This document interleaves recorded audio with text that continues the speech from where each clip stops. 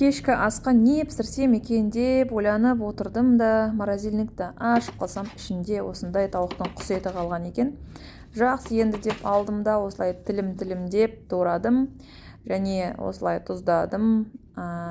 Қазір соңынан қуырам деген бөліктерін тарелкаға салып алдым да, қазір бірінші партия кетеді дегендерін алып қалдым.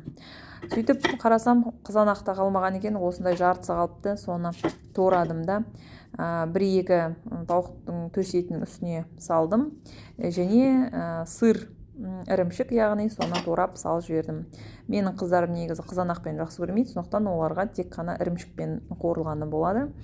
Осындай құрғақ сковородкаға майсыз грудкаларымызды қойып аламыз да, асын жағып қуырылған кезде шамалы су қойып осылай пісіреміз. Бір 10 минуттан кейін біздің уже кешкі асымыз дайын болады. Үйде осындай свекольный салат бар еді, соны қасына қостым да, әдемілеп өзіме ПП ужин пісірдім, ал үйдегілерге қасына макарон.